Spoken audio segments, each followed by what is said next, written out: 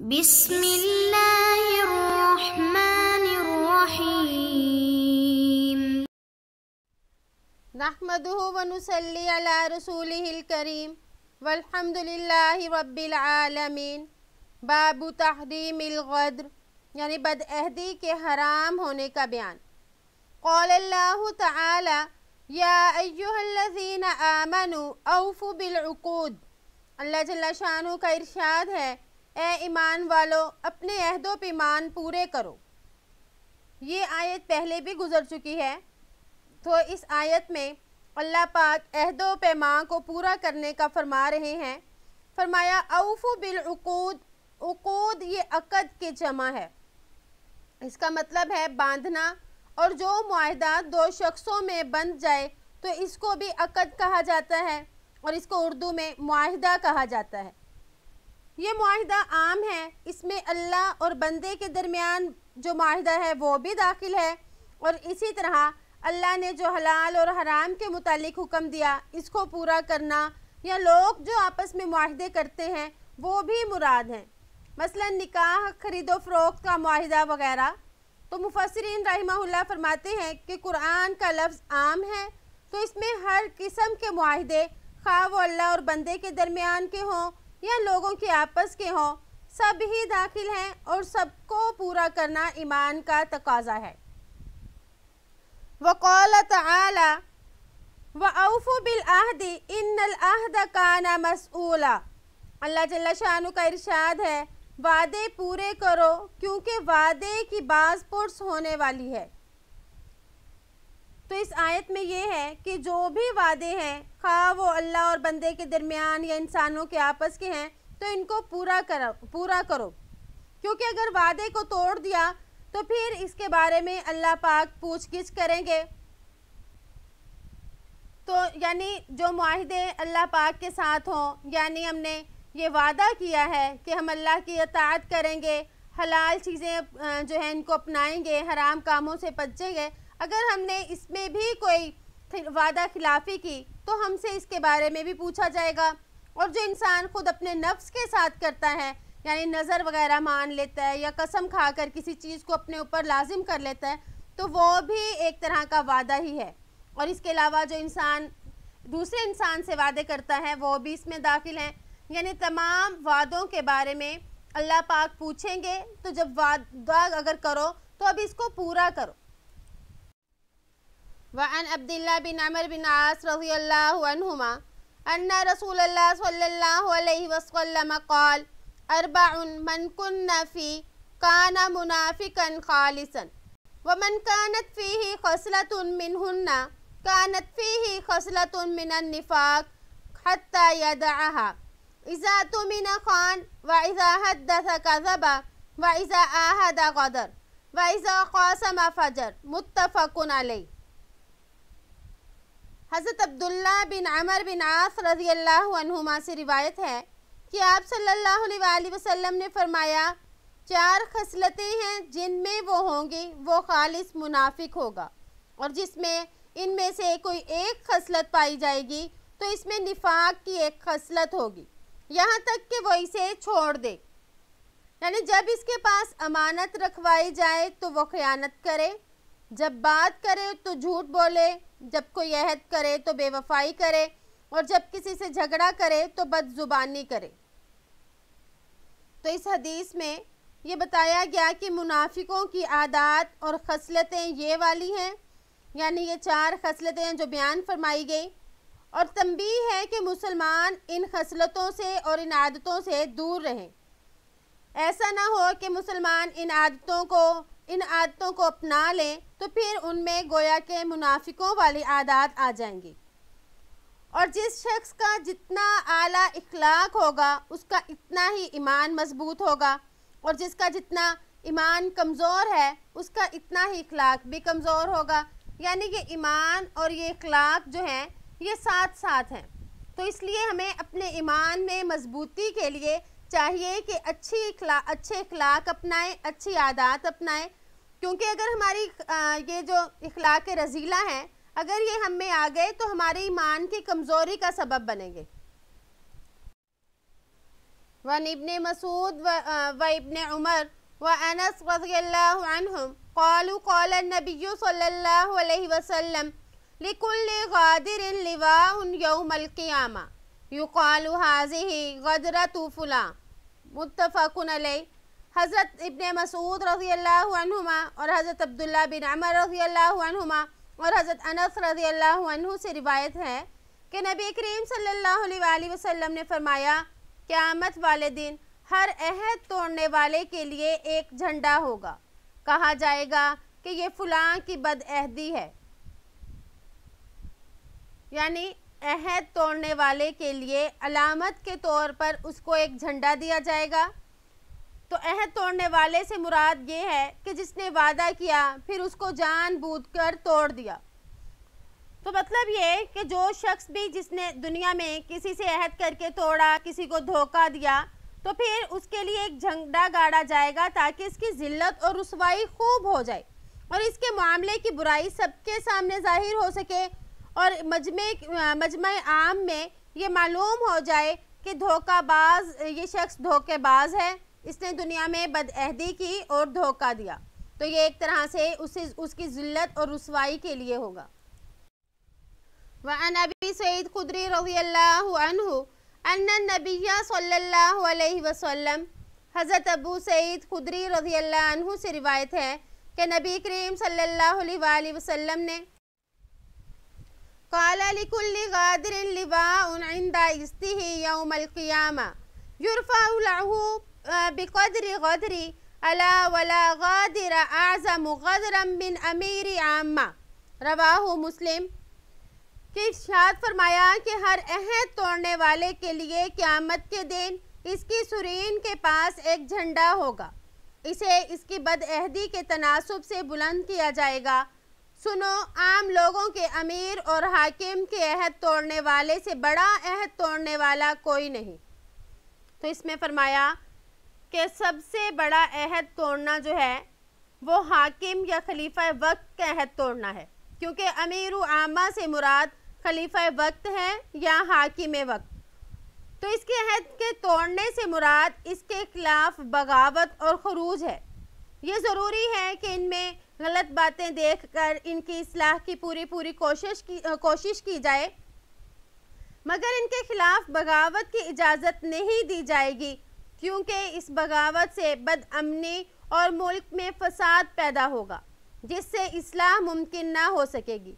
और बाज़ मुहद्दिसीन फरमाते हैं कि अरब का रवाज था कि बदअहदी करने वालों के लिए बाज़ारों में झंडे गाड़ दिए जाते थे ताकि लोगों के दरमियान वो बदनाम और जलील हो जाएं। इसी रवाज के मुताबिक बदअहदी करने वालों को आखिरत में इसी तरह की सज़ा दी जाएगी ताकि दुनिया में लोग बदअहदी करने से बाज आ जाएं। वअन अबी हुरैरा रज़ियल्लाहु अन्हु अन नबी सल्लल्लाहु अलैहि वसल्लम क़ाल क़ाल अल्लाहु तआला सलासतुन अना क़स्मुहुम यौमल क़ियामा रजुलुन आतबी सुम्मा गदरा व रजुलुन बाअ हुर्रन फ़अकल समना व रजुलुन इस्ताजरा अजीरन फ़स्तौफ़ा मिन्हु वलम युअतिही अजरा।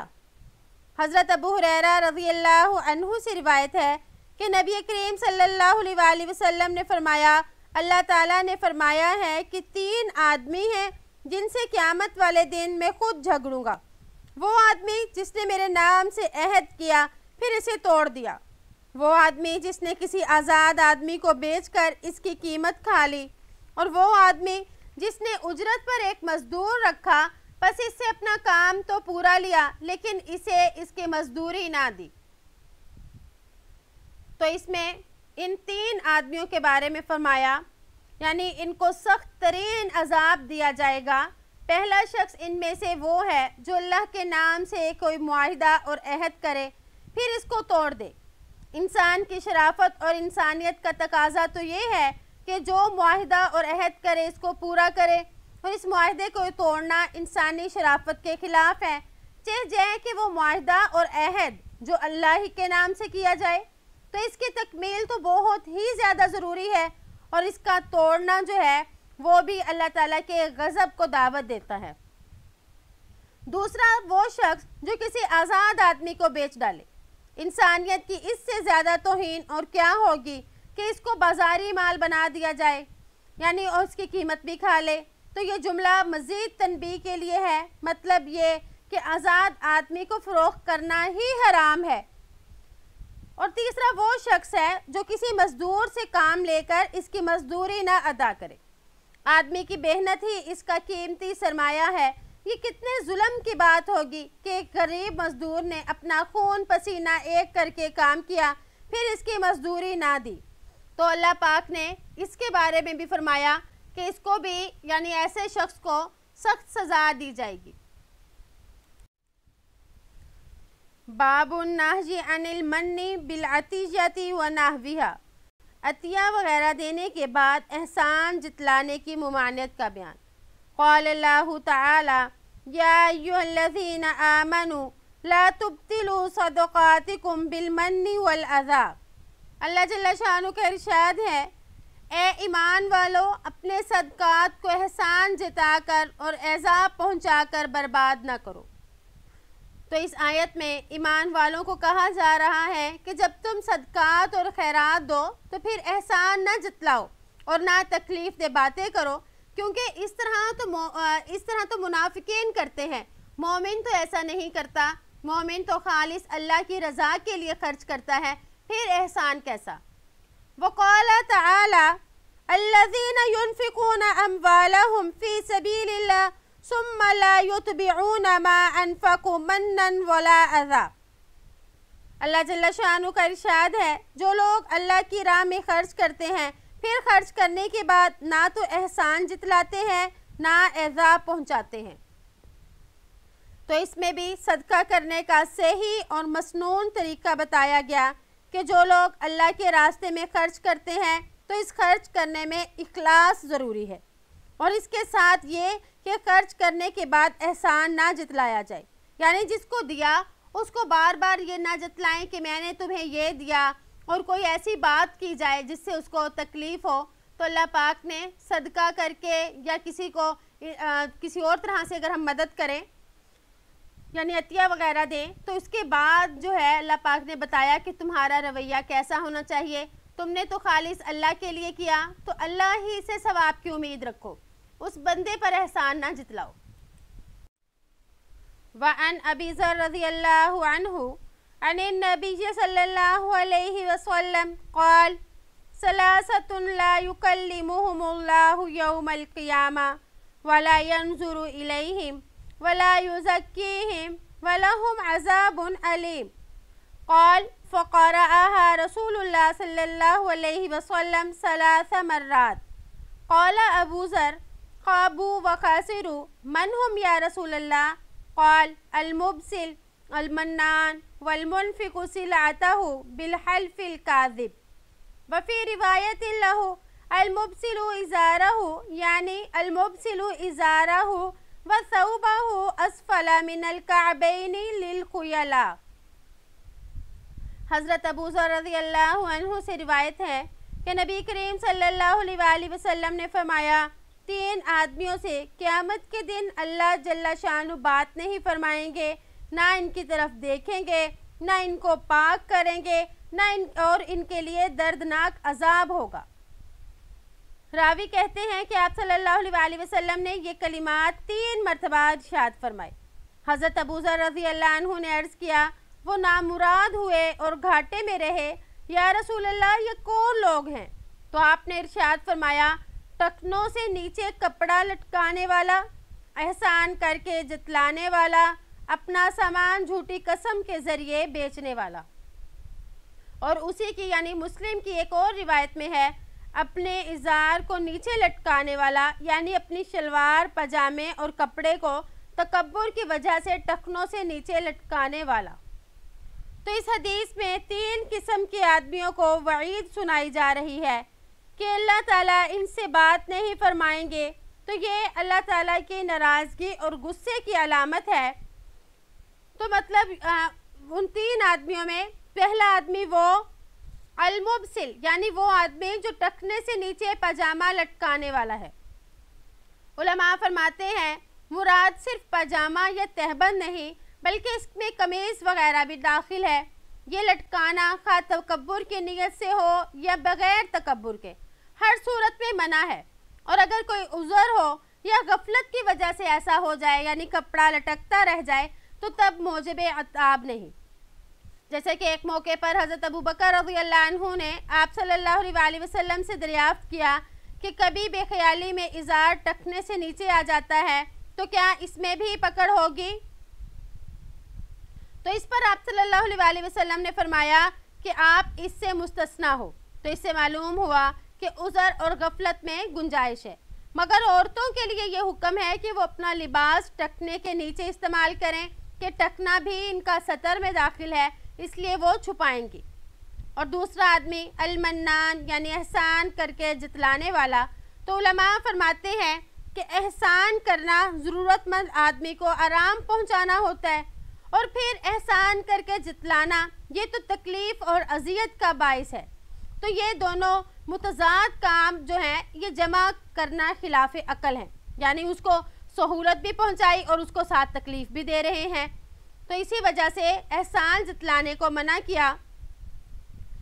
اور علامہ قرطبی رحمہ اللہ فرماتے ہیں کہ عام طور پر احسان جتلانا دو آدمیوں کی طرف سے ہوتا ہے، ایک بخیل آدمی جو کہ کچھ دیتا ہے تو اپنے آپ کو بڑا اور دوسرے کو حقیر سمجھ کر احسان ہی جتلاتا رہتا ہے، اور دوسرا جہالت کی وجہ سے یعنی جو جاہل ہوتا ہے وہ اس طرح کی حرکت کرتا ہے۔ پھر تیسرا آدمی جو تھا وہ تھا المنفق سلعتہ یعنی اپنے سامان جھوٹی قسم کے ذریعے بیچنے والا۔ تو علماء فرماتے ہیں جو جھوٹی قسم کھا کر سامان فروخت کر رہا ہے تو گویا کہ اس کے دل میں جتنی دنیاوی سامان کی اہمیت ہے اتنی اہمیت اللہ کے نام کی نہیں، اس لیے یہ دنیا کو حاصل کرنے کے لیے اپنی آخرت کو برباد کر رہا ہے۔ حالانکہ مسلمان ہونے کا تقاضا تو یہ تھا کہ آخرت کو حاصل کرنے کے لیے دنیا کو ذریعہ بناتا، اور اگر دنیا کا کچھ نقصان بھی ہو جاتا تو اسے برداشت کر لیتا۔ تو اس سے معلوم ہوا کہ اس آدمی کے دل میں اللہ کے نام کی اہمیت نہیں ہے، اس لیے اس کو سخت وعید سنائی گئی۔ تو اللہ تعالیٰ سے دعا ہے کہ اللہ پاک ہمیں ان کاموں سے بچائے اور نیک کام کرنے کی توفیق عطا فرمائے۔ امید ہے کہ آپ کو آج کا سبق سمجھ آ گیا ہوگا۔ السلام علیکم ورحمۃ اللہ وبرکاتہ۔